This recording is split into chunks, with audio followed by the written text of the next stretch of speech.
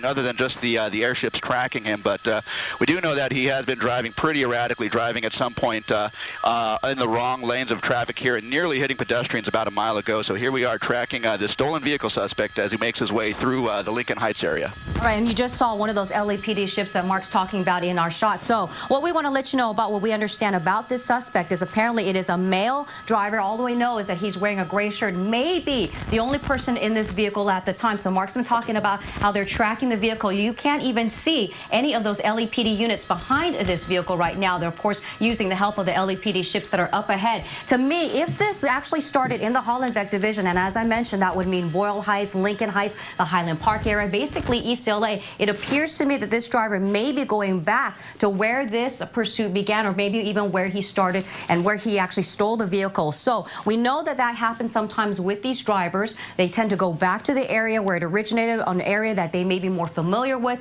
and that way they can try to get away from the cops. And one scary thing is, of course, is he's on the streets. He was on the freeway for a little bit, on the 10 right around Cesar Chavez in East LA. But now that he's on the streets, as Mark's been mentioning, he's driving erratically and blowing through these intersections with a complete disregard for those intersections and for all the people who are on the streets here. And we're trying to get some information about what streets that he's on right now, but we do know it is around the Boyle Heights area. And as I mentioned earlier, we caught up with him. He was on North Main Street right around Broadway, which is a major intersection in the Boyle Heights area. Also, he was on Arcadia at Los Angeles Street. Los Angeles Street, also a very big street. So, of course, if your plans take you around this part of town, and this appears to possibly be maybe part of the 10 freeway, right around the 5, and it looks like he may be trying to come back around again. So, again, we'll get some streets and give you some more information. But, again, this is a stolen vehicle suspect. Hollenbeck Division of the LAPD is in pursuit of this male driver who's just wearing a gray shirt, and that's all we know. Hey, Frank, yeah, that's right. The Hollenbeck units were actually pursuing him for a short while. They backed off, but I can now tell you that there are at least four vehicles that are in fact pursuing this guy, and a couple of units on parallel streets also tracking this guy. So they are in pursuit here. We understand this is Huntington. He's moving eastbound past the Lincoln Heights area, and he is moving at a pretty high rate of speed here, still being tracked by these LAPD units and by the helicopters. It's always nerve-wracking for us to watch. For example, right here, an intersection where people are just kind of minding their business going through the intersection. Ginger, I mean, this guy's been making some pretty questionable moves all morning. Yeah, you saw that earlier where he just went in between two cars, and it looked like he clipped one of those cars that he went in between, and then he, of course, hit his mirror. And now we saw that he was on Huntington. It looks like he's turning maybe north. We'll get some of those streets from Mark in a little bit. Yeah, complete disregard for all those other drivers. And as you mentioned, look at this pedestrian crossing. Sure. So that means pedestrian crossing where they don't actually have a crosswalk or a light set up. That can be very dangerous. And people are just walking around, and they're not expecting to see something like this. And look at this driver. He's on the wrong side. And actually he's been doing that for a while, and Here's now look what he's coming up against. So very dangerous. He's going to make this right turn here. And then we also saw some school buses in the neighborhood too, so he has to contend with that. Spike strip is probably not going to be a situation that they're going to be able to do today or right now in this case, because they're not able to determine exactly what direction he'll be headed in. That could be very dangerous. Now he's turning, so that was Huntington. So again, not too far from South Pasadena, right there where South Pass, El Sereno, and Alhambra kind of all come together. This is the location that we're talking about. So he's kind of got some open roads. He was on Huntington for a while, which is good for him. However, it's going to be tough for the LAPD to decide where he's going to go, and hopefully they can still, however, maybe use a pit maneuver situation if they deem it to be safe. There's Fremont Avenue, so depending on what direction he is, he could end up in South Pass, or he can, I think he came from that Boyle Heights area.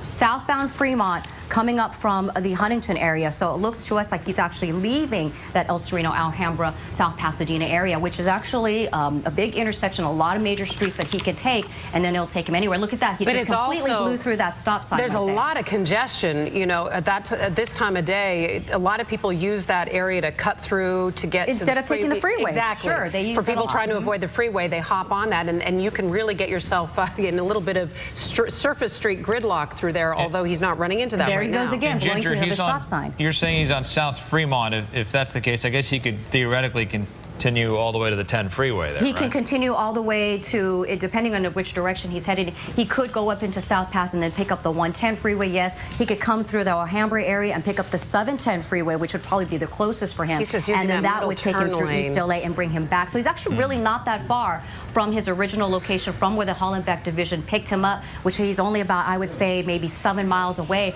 from that spot, even though, like I said, he was on the border of that And again, South Pass, have we Alhambra seen a handoff to South Pasadena police? Oh goodness me, and he almost lost control of it. Yeah, Mark.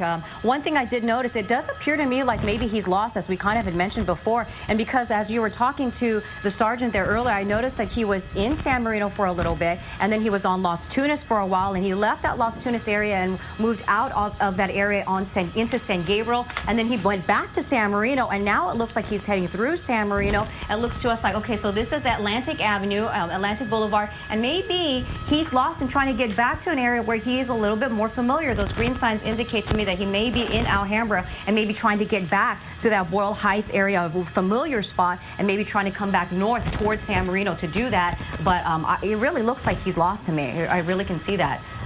Mark, what else can you tell us about the location that he's at? Yeah, Ginger, you know, you're certainly right there. He may be kind of staying in an area that he's familiar with, San Marino, San Gabriel, the Boyle Heights area. It appears that he's back in Alhambra here again, westbound on Alhambra, and there he is in the middle lane there, coming up to an intersection, a stop sign in just the next few feet here. There he goes, blows right through it, And again, westbound on Alhambra here. We have heard that he has been driving pretty erratically.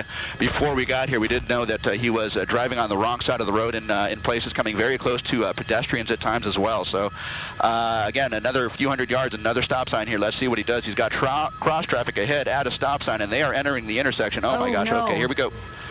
Just passes behind, a narrow miss there, but again, westbound on Alhambra, through Alhambra now, and he is just unrestricted, heading straight to the west. Well, and it's interesting what we heard Sergeant Marceau from the from LAPD talk about is that their officers are trained to be patient. That's the one thing, the advantage they have. Okay. Oh, now he's going up the sidewalk. He's okay. Mark, why don't you tell us what it is that you see and what is this part that he's trying to get to? He's just decided to make his own U-turn. Yeah, you know what? He was westbound on Huntington. He just jumped the curb and turned northbound through the park here. Now he's back eastbound and now northbound into the neighborhood here. So some very erratic moves by this driver here as he moves into the neighborhood here. But yeah, he is being pursued by several vehicles of the LAPD, at least 10 to 12 from what I can count here. They are laying back just a little bit, maybe 10 car lengths, but they are in pursuit and they are actively trying to get this guy to stop. Okay, so we're south of South Pasadena and then on the western edge of Alhambra, and basically this is still LA. I'd call it El Sereno, so anybody familiar with this area knows, as exactly Mark mentioned, we have these narrow streets as you're heading up north.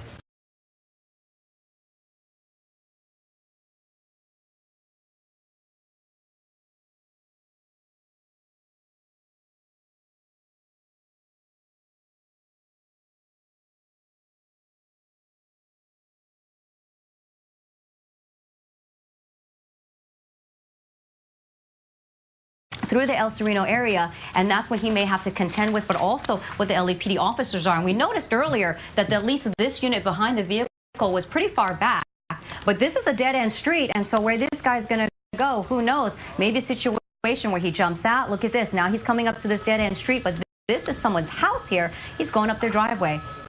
He doesn't know where he's going. Okay, so this is a real concern here. Well, and yeah, definitely, and hopefully he's going to come out and the LAPD officers will be able to take him down, and this will be a quiet ending to this stolen vehicle suspect. And hopefully this will be a situation where the people are either not home or smart enough to stay in the house. Hey, Ginger, I was just talking to the police, one of the police helicopters who's just part of the scene, so we're actually going to drop down just a couple of hundred feet and yet still give them plenty of room here. But it looks like the police are making their approach to the car here. This person has not been responsive here or you know, heeding the warnings of the officers here. So here they are. You're seeing it firsthand as the officers approach the rear of the vehicle here. They are trying to call him out. At the same time, they are also trying to keep the residents of the home, you know, inside. It appears that they are, or they may be home. So, you know, all of this going out right in their driveway here. So we'll see what happens over the next few moments here as the police try and call this suspect out. And it does not look like he is coming out. He is not budging. As Michaela mentioned, you can kind of see now as we get a little closer in here and as Mark has dropped down a little bit that the driver's side window is blown out, and it also looks like this back window is also the passenger's window on the driver's side has also been blown out here, so that maybe this is taking place so they can better communicate with him because, oh, and there they go, breaking into the other side of the window. Okay, they're going to get this guy out, whether he wants to or not. That right rear window. They're obviously not concerned that he's armed because they would not be approaching that without, you know, they have some cover, but not really. They're, you know, their weapons aren't drawn. I wonder if they're concerned that he has injured himself or he's just decided to. He's moving too much. But he may just be trying to be resistant. They're reaching into the car for him. And they're going to get him. They're going to get this guy. And look at all of these LAPD officers from the Hollenbeck they're just division. dragging him out. They're just dragging him out by force here. All right, well, it looks like they were able to get him out, and I'm wondering too, Mark, whether or not you see there's an ambulance on standby in case. And look, we already have a photographer here, so somebody's already gotten to the scene quickly. None of the residents of the home have come out, so that's some good news. But I was wondering if there's an ambulance maybe on standby. And just chased the photographer away. It looked as though he was resisting. It wasn't as though he was fighting against him, but just sort of resistant. They had to drag him out of that vehicle, but as you mentioned too, Michaela, good news is it doesn't appear that they were concerned about him having any weapons of any sort, so that's some good news. And of course, all of the officers here doing the job that they're meant to do here to get him out, and then of course to bring this to a safe conclusion, and hopefully the residents in that home will stay home. And the people in that home, a bit more excitement than they were bargaining for this morning, but we're glad to say that this has resulted in a peaceful conclusion, that no officers were injured. And we can't tell, but from the looks of it, we don't know. We don't believe shots were fired. They did use a non-lethal weapon. It looks as though they used a beanbag to break through that window, and of course you saw them breaking the windows as well. But they've got him under arrest here, and they'll take him into